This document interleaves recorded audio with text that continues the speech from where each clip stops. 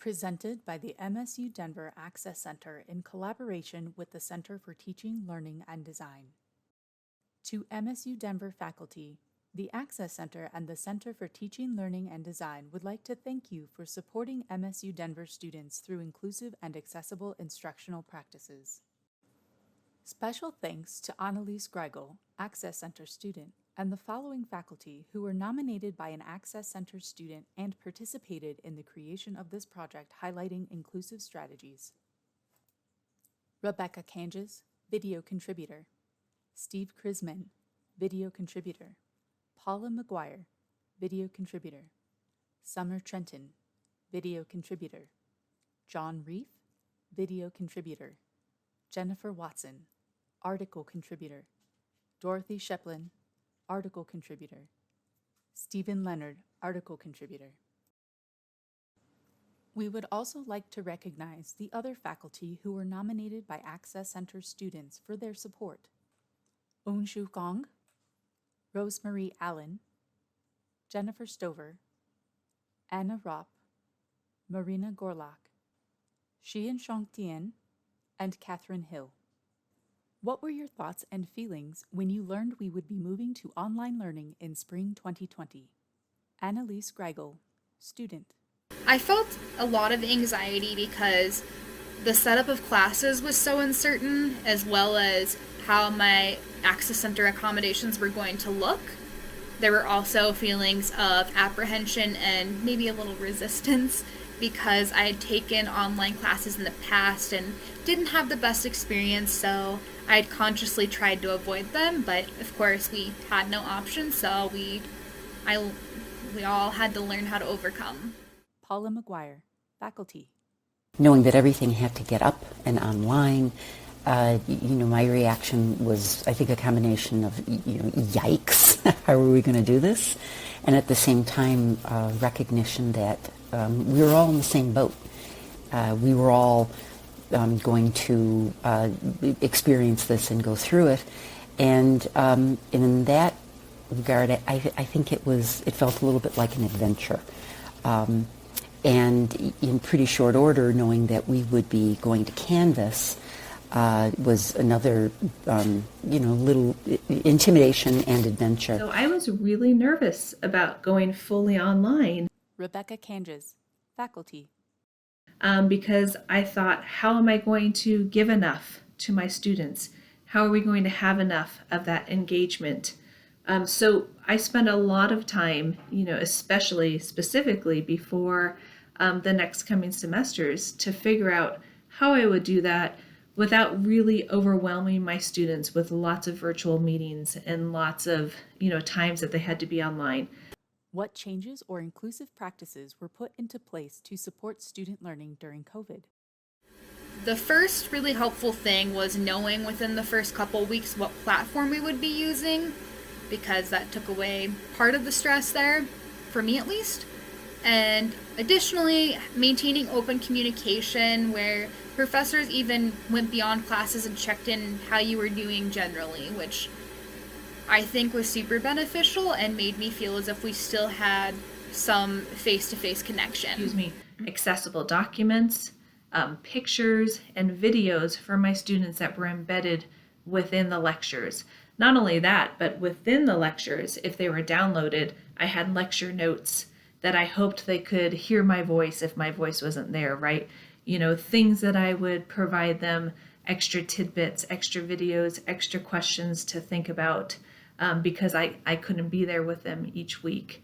So I just hoped, that my students would read those and would benefit from them. And I think the most, which was fun for me, and I hope that my students got something out of it, were the weekly check-ins. So I started doing weekly Friday check-ins with all of my students, all of my classes. And so I would post announcements that were just kind of I hope, uplifting. I would maybe post jokes, I would post pictures, thank God it's Friday kind of things. And then remind them of due dates and remind them of things that we had coming up. Hopefully giving them some inspiration and some motivation in this time.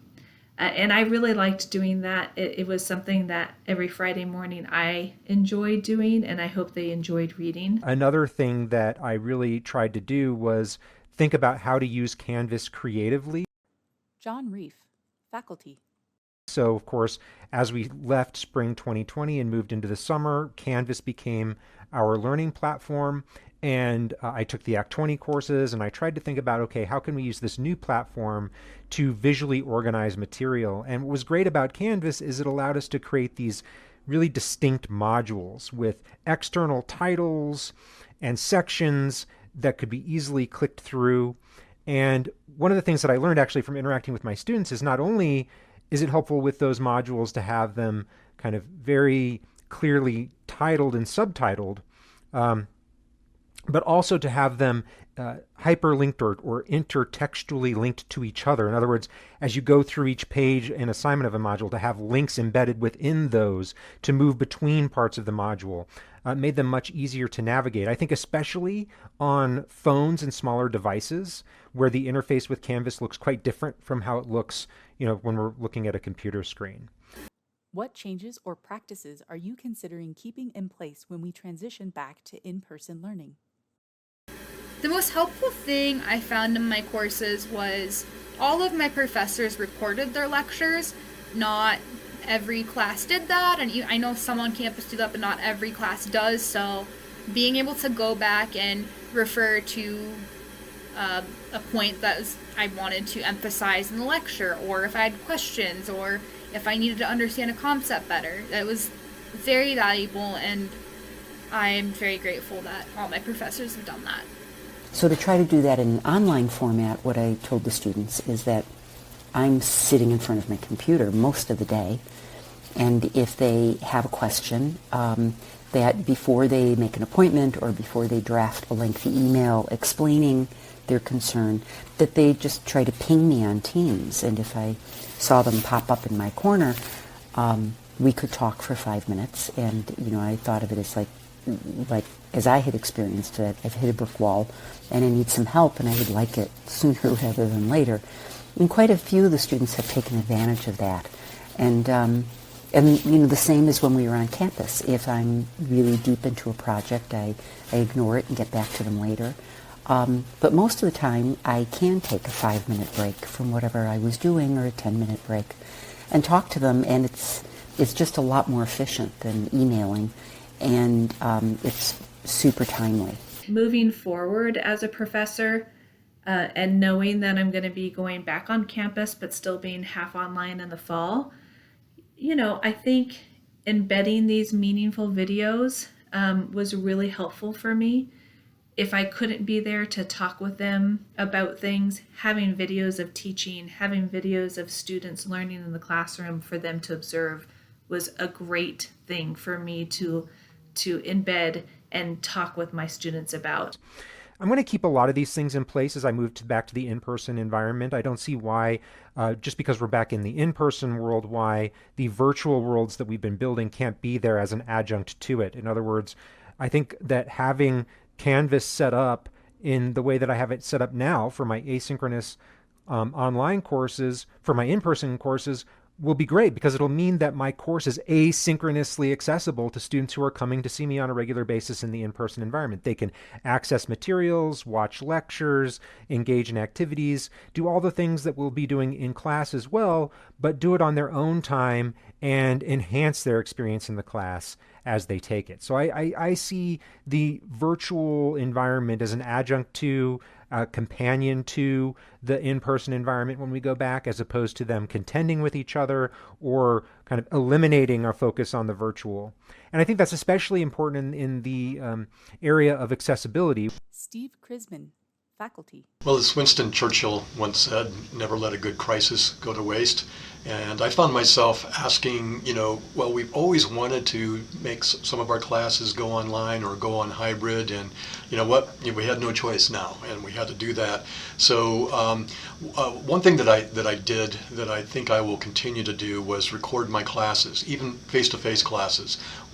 When I heard from my students that they were able to go back and look at lectures lectures when they were preparing for tests or projects.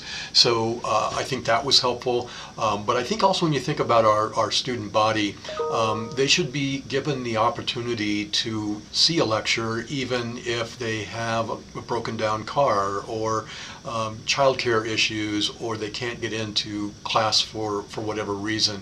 So from now on, I will be recording my classes, even the face-to-face ones. Summer Trenton, faculty.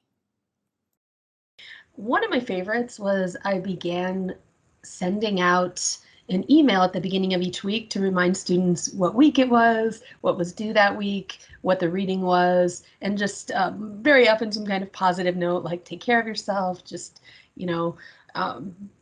this is a hard time for all of us, so make sure that you're setting aside a little bit of time for self-care. Please reach out if you need help.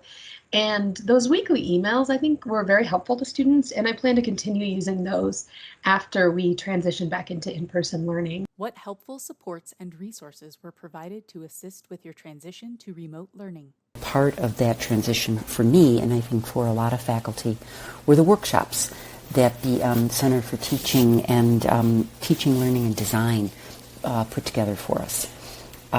So like so many faculty, I did participate in all of those workshops. They were really helpful. But what went along with that I think was really key to my being able to get ready was the drop-in service. That when I was trying to get everything up and ready to go and would hit a wall about one thing or another, and I couldn't find the information in my notes, it was great to be able to go there pretty quickly, be able to access someone who understood Canvas and could demystify it for me.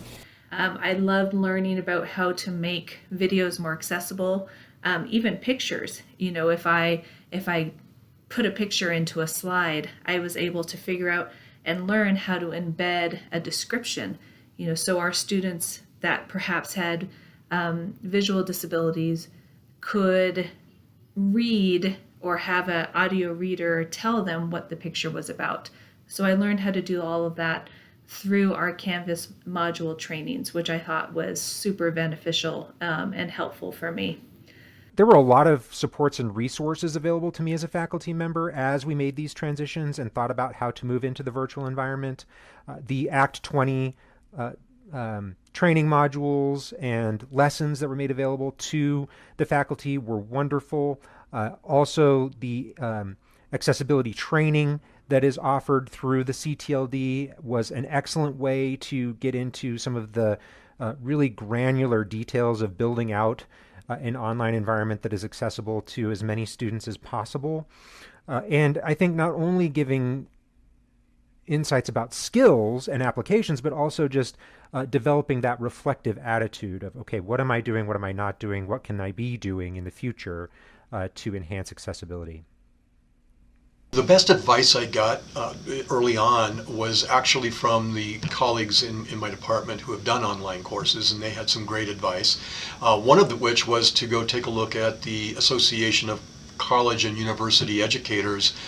They had put out early in COVID a bunch of video tutorials which I watched, and they were very helpful. And it was so good that I wound up signing up for the ACUE's Effective Teaching accreditation program this year. So continue to get great advice from them that way. I kind of played around with Microsoft Teams as a synchronous course tool and got feedback from my students. I did a practice course in Teams right when the transition happened and I provided a feedback form so students could tell me what they thought worked and what wasn't working. And I also did that about halfway through the second half of the semester after we had switched to online learning. I just wanted to know what was working for the students, what wasn't, what they were missing, if they were still learning the material, and I used that feedback to improve the way that the course was delivered, which I found really helpful. As you reflect on the past year with online learning, what are your thoughts and feelings? I feel it's almost like grieving in a way, because I grieved not being on campus, but I've come to the acceptance point of this is how it is and I've gotten used to it. But that being said, I'm ready to be done with online classes and be back on campus. It's just crazy to me to think I have professors who have mentored me and are helping me find internships who I've never met in person. So I'm ready for that actual interaction. The thoughts and feelings of the past and moving forward, it was definitely an odd time, certainly scary for many of us. The emotions definitely have been high, right? But I think that I try to spend much of my time thinking about what I've learned from it, thinking about the good that's come out of it. One specific thing I can think about is the, example of providing more virtual advisement. I try to think about the innovations that have come out of this experience. As scary as it is for people, as difficult as it has been for people, so many innovations have come out of this. And like I said, one of the new ideas and the innovations is virtual advisement. I mean, it's something that I had never thought about doing before. So providing that accessibility for my students, if I can't be there on campus to meet with them for advisement or talking with them, I can jump on the computer and talk with them online. It's a quick 30-minute meeting. Sometimes it could be more depending on what people need. But it's been an amazing new idea that I've never really thought about until now. And so while this year has been difficult, trying, I feel like I'm trying really hard to think of all the good things that have come out of it and the innovations that have come out of it. So as I offer just some final reflections on the past year about, in terms of online learning and the transition, I guess what I would say is I don't think that a fully virtual learning environment is necessarily the best option for a lot of students. I think that ultimately where we're headed is some kind of hybrid or model, some kind of hybridity between different modes of instruction that makes courses both more accessible and more enjoyable for both faculty and students. So, for example, I think that the HyFlex classroom, where students are engaging it both in person and synchronously, and maybe even in addition to that, asynchronously all at once, would not only, I think, make courses, again, more accessible and enjoyable, but might increase the numbers of students who ultimately can pursue degrees, and will offer opportunities for cross-pollination between modes. So, for example, the in-person conversations and dialogue that we have in a HyFlex class could be recorded and then made available to students in the asynchronous class. And so there can be cross-pollination between the modes, hybridity between the modes, that I think could really have major implications for pedagogy moving forward in higher education. I think overall that the whole process wasn't great. It was. I'm so looking forward to being able to move on past this and see my students again. But I think I learned from it, and I think a lot of us learned from it. Not only how to do our jobs better, but just how to do life better. So that's my attitude about it. There is a silver lining behind it. There's been positives and negatives. The positive to this experiment that we've all had to go through is that I have really thought about my pedagogy, what I'm actually trying to teach students, what I want students to get out of my instruction, and also how I can make those instruction methods more equitable for everybody. But on the other hand, I learned that I am not an online teacher. I'm very much, my teaching method is much better in a face-to-face setting.